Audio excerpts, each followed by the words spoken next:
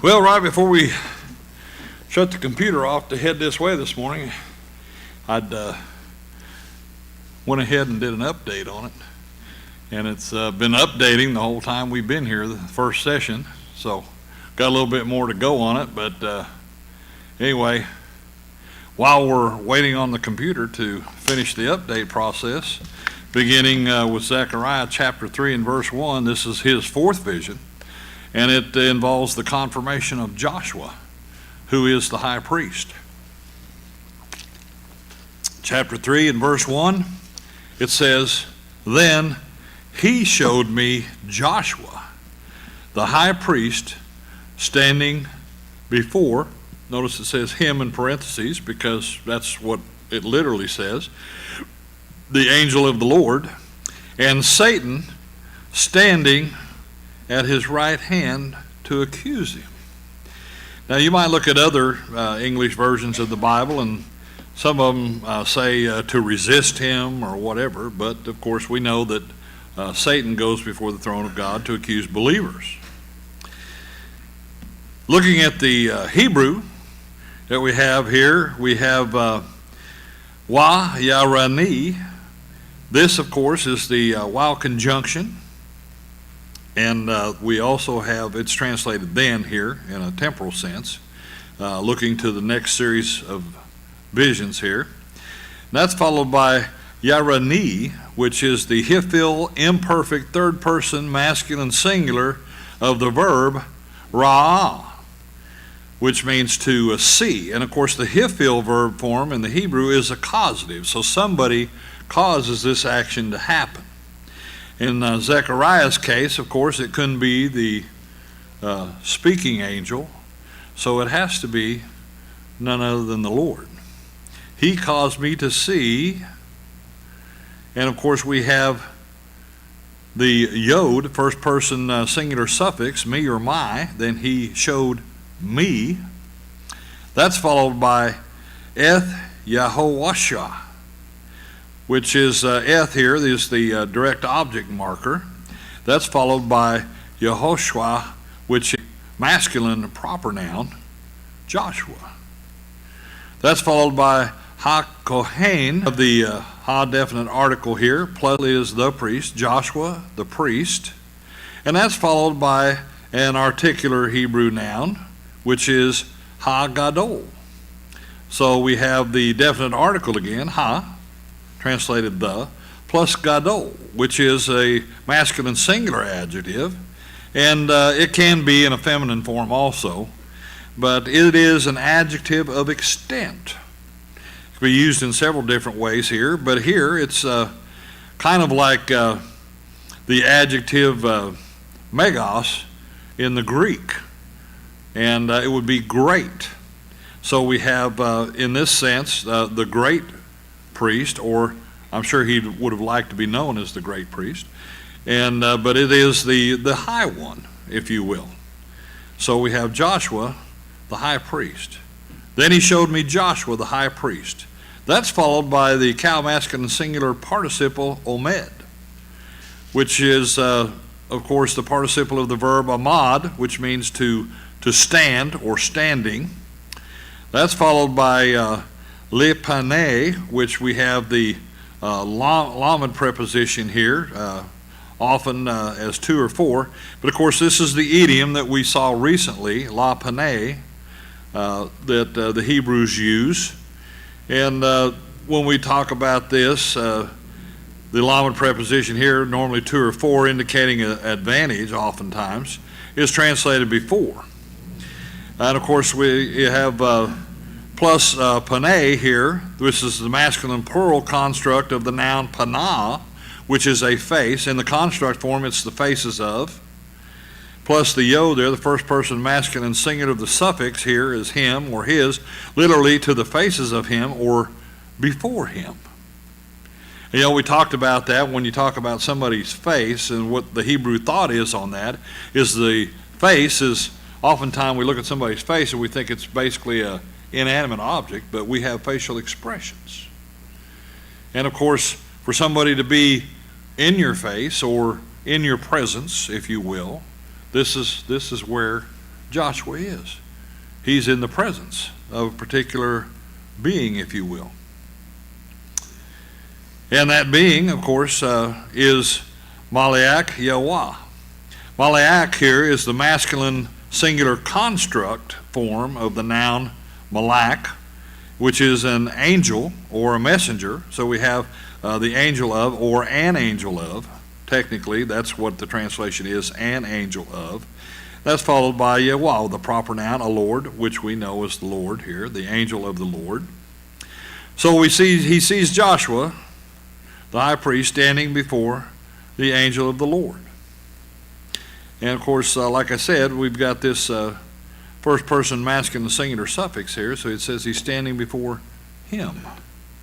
And then it says the angel of the Lord. We'll talk about that a little more later.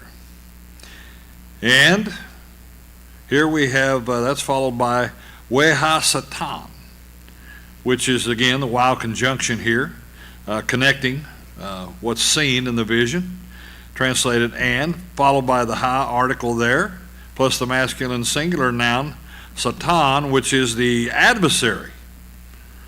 That's what it actually means in the Hebrew, the adversary or the Satan.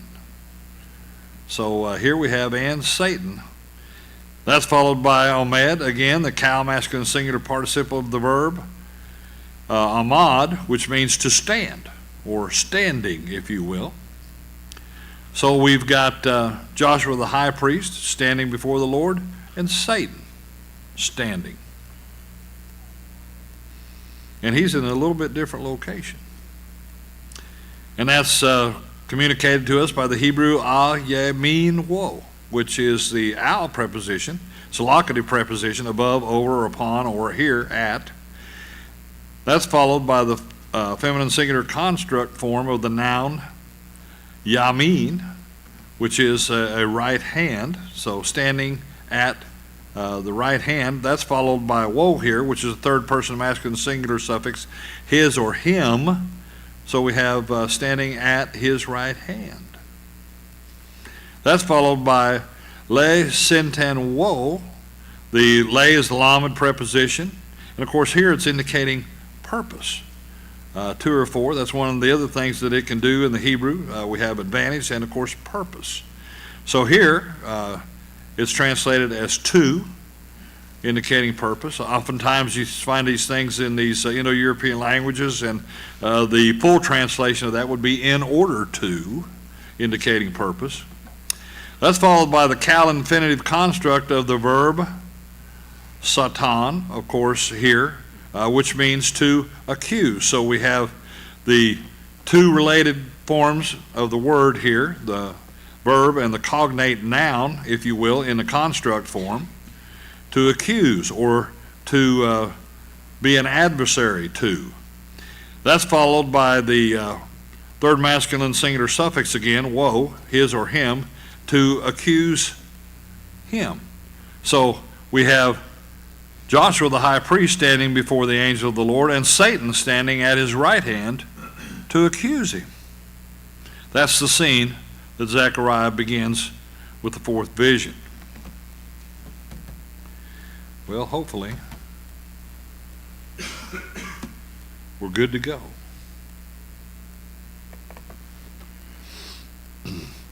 Exposition of chapter 3 and verse 1. Out of all 8 of the visions revealed to Zechariah by the Lord, chapters 3 and 4 feature the 2 primary visions of the entire series because they focus on the spiritual and civil leaders in charge of the restoration of the temple in Jerusalem. Now you might say, well, it's pretty hard to beat that declaration about the Lord coming. Well, that's attached to the third vision. There's a long declaration there. But when we talk about these visions, these are the 2 primary ones in chapter 3 and 4. Point 2, instead of symbolic animals, characters, declarations, and objects, all these things being symbols, Zechariah's fourth vision begins with a scene that features the current high priest in Jerusalem, Joshua, and our adversary, Satan, standing near the angel of the Lord. Now you think about that, and that might create an image in your thinking, if you will. It certainly did in mine when we talk about the fourth vision, if you will.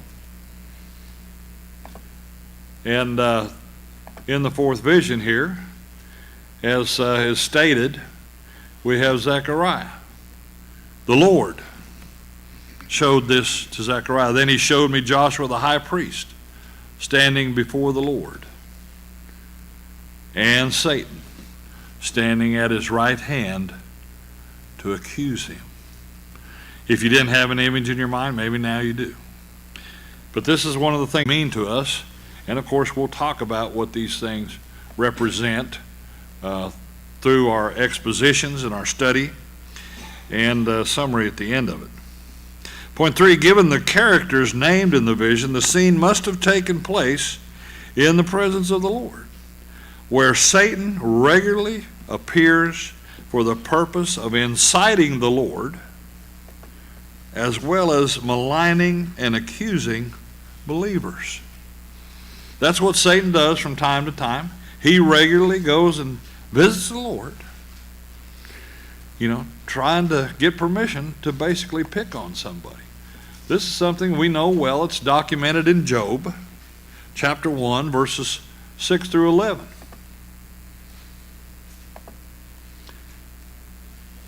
It says, now there was a day when the sons of God came to present themselves before the Lord, and Satan also came among them, the sons of God being angels. The Lord said to Satan, from where do you come? Then Satan answered the Lord and said, from roaming about on the earth and walking around on it. The Lord said to Satan, he already knew what he wanted. He said, have you considered my servant Job? For there is none like him on the earth, a blameless and upright man, fearing God and turning away from evil. That's Job. Then Satan answered the Lord. He says, does Job fear God for nothing? So this is how he incites the Lord. Does Job fear God for nothing? He's trying to incite the Lord anyway. He says, have you not made a hedge about him and his house and all that he has on every side? You have blessed the work of his hands, and his possessions have increased in the land. He says, but put forth your hand now and touch all that he has. He says, he will surely curse you to your face. Can you imagine a very powerful angel that rebelled against God standing in his presence and saying this? Let's also look at chapter 2, Job chapter 2, verses 1 through 7. It says, again, there was a day when the sons of God came to present themselves before the Lord, and Satan came also among them to present himself before the Lord. The Lord said to Satan, where have you come from? Then Satan answered the Lord and said, from roaming about on the earth and walking around on it. And the Lord said to Satan, have you considered my servant Job? This is after many things that happened to Job. He says, for there is no one like him on the earth, a blameless and upright man, fearing God and turning away from evil.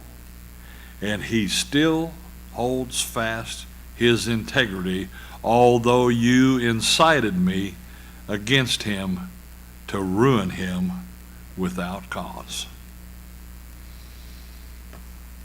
Well, Satan answered the Lord and said, skin for skin.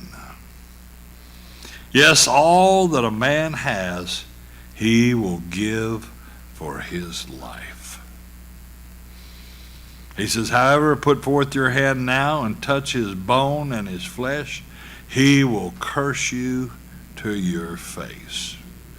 So the Lord said to Satan, behold, he's in your power. Only spare his life. Then Satan went out from the presence of the Lord and smote Job with sore boils from the sole of his foot to the crown of his head. You know, when I was a kid, I had measles. And I had them all over me. But I don't remember being on the sole of my feet. I did have some on my head. But it wasn't quite like what Job suffered. But you can see this is the kind of person that we're dealing with. This transcendent being, Satan, who goes before the throne of God regularly. And God knows why he shows up. Point 4, with no new information provided for the day or time, like the three previous visions, the Lord revealed the fourth vision to Zechariah during the twilight hours of the 24th of Shevat, about the 15th of February, 520 BC. We saw that in Zechariah chapter 1 and verse 7, where he gave us a chronological marker for when these visions took place. 520 BC, of course, is the second year of the reign of Darius the Great. Point 5, furthermore, without an update about his location, we must assume that Zechariah was just outside the city of Jerusalem, in or near the ravine where he saw the rider of the red horse standing among the myrtle trees. We also saw that in chapter 1 and verse 8 in the first vision. So we have no change of location. We have nothing that tells us it's a different day or time. So we assume that it's all happening the same evening. Point 6, Zechariah begins with the Hebrew words, Wayerani eth Yehoshua ha-Kohen ha-Gadol, translated by the New American Standard as, then he showed me Joshua the high priest, which tells us that he clearly perceived the first character of the vision. God caused this to happen to him, you see. Who else could it be? It's funny to me when I've looked at Bible scholars' works on this, some of them have no idea. Well, it's probably this one, it's probably that one, stuff like that.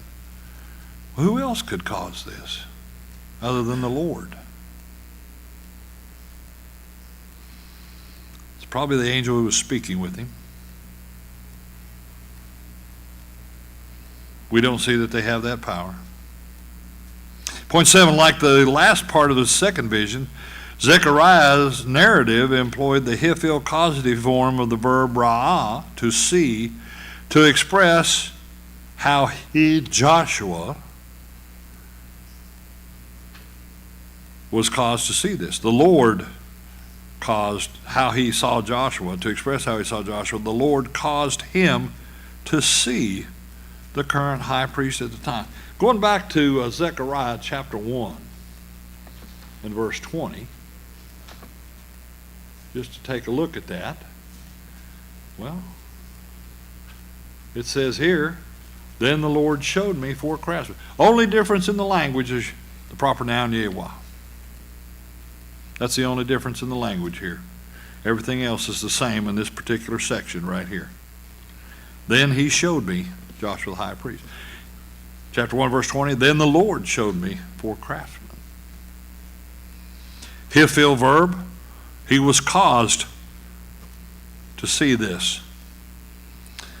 Point 8, in our study of Haggai and Zechariah, Joshua, a spiritual leader of the people who returned to help rebuild the temple, is the first post-exilic high priest, the son of Jehozadak, who was the son of Sariah. Let's look at 1 Chronicles chapter 6. 1 Chronicles chapter 6 and verse 14.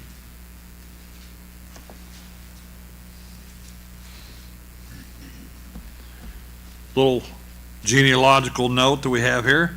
And Azariah became the father of Sariah, and Sariah became the father of Jehozadak. Jehozadak, as we know, Zechariah was the son of Jehozadak, right? So we have documentation for what's going on here. And of course, when we talk about the prophets of the time, dealing with Haggai and Zechariah, Haggai 1:1, in the second year of Darius the king, on the first day of the 6th month, the word of the Lord came by the prophet Haggai to Zerubbabel, son of Shealtiel, governor of Judah, and to Joshua, the son of Jehozadak, the high priest. And it's not Jehozadak that's high priest, although he was a high priest. And his father was also a high priest. So this is something that's been handed down through the family. Evidently the priesthood, if you will. And of course we have to remember that when we talk about the priests for Israel and Judah, we're talking about Levites.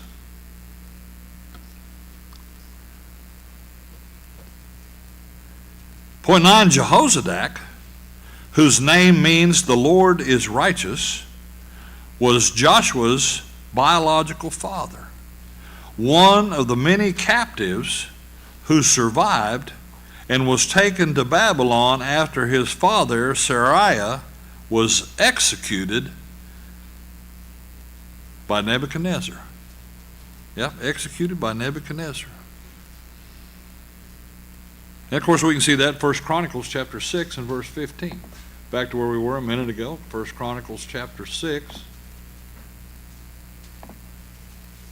and verse 15. And it says right here, and Jehozadak went along when the Lord carried Judah and Jerusalem away into exile by Nebuchadnezzar. So he survived the siege of Jerusalem, and he's carried away by Nebuchadnezzar's people. Carried away into exile. And as far as I can tell, sometime during the exile in Babylon, well, that's when Zechariah was born. We don't know when, for sure. Point 10, Bible scholars assume that Jehozadak died in captivity because his name only appears twice during the deportation, and after the exile he is named 5 times in Haggai and only 1 time in Zechariah as the biological father of Joshua. Only named here in our current verse of study. You see, this is something we see that Joshua here, the high priest, we're going back to Haggai chapter 1 and verse 12.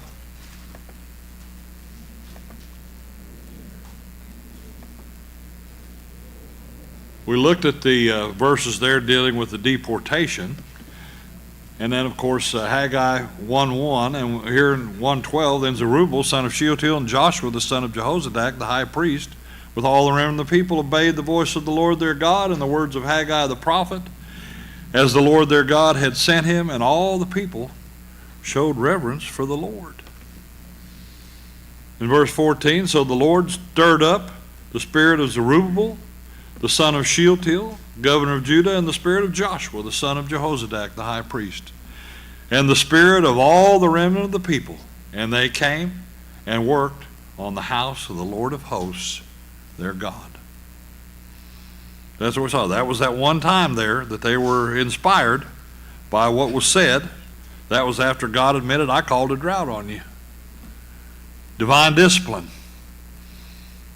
Because they hadn't returned to him.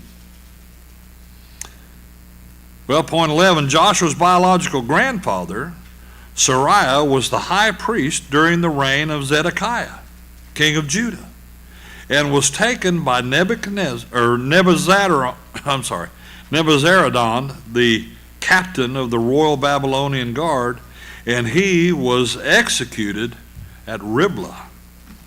Let's look at 2 Kings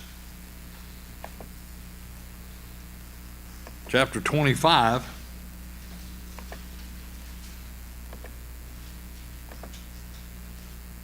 Verses 18 through 21.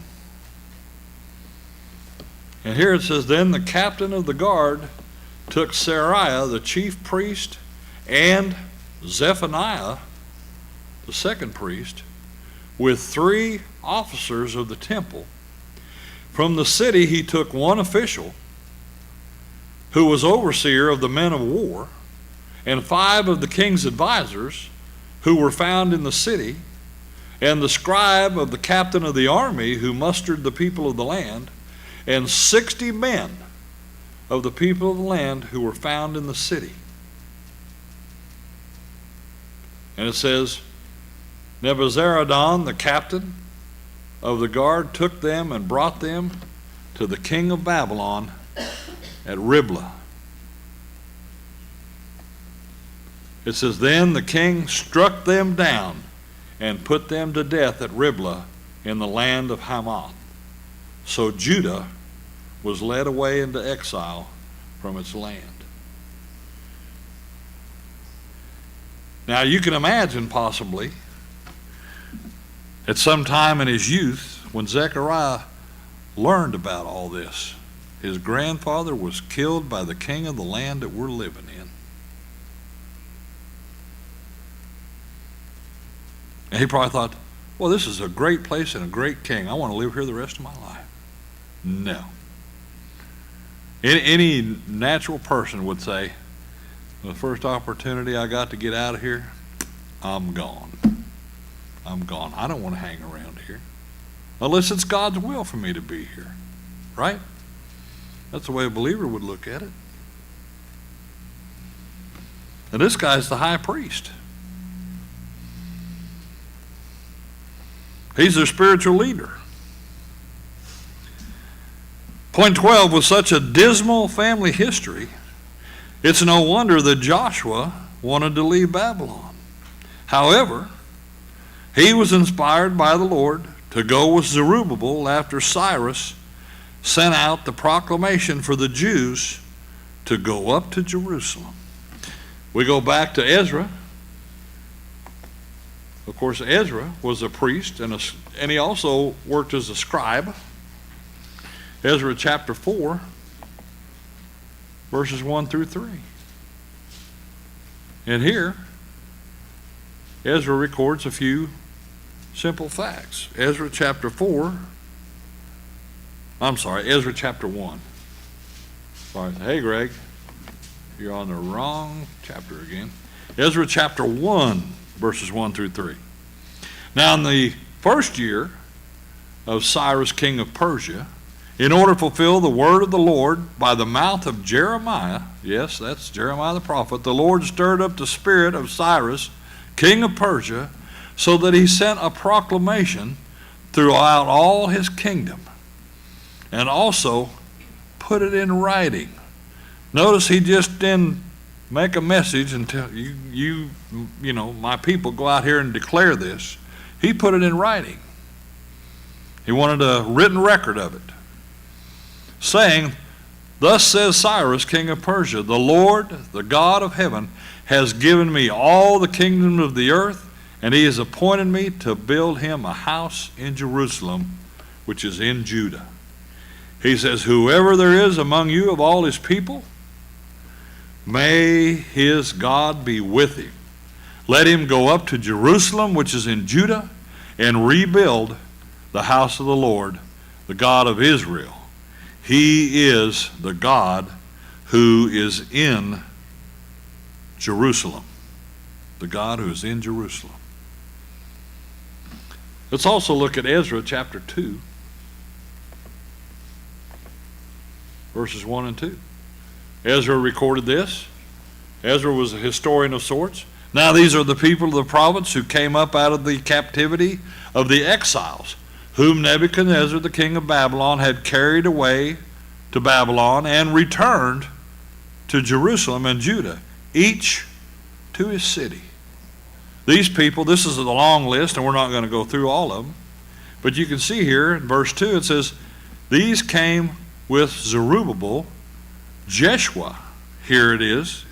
This is actually the same guy, Joshua, the high priest, Jeshua, Nehemiah, here's Sariah, which is actually a relative, not the grandfather, Realiah, Mordecai, who is a character in Esther, in the book of Esther. And then we have Bilshan, Mispar, Bigvai, Raham, and Baanah, the number of the men of the people of Israel.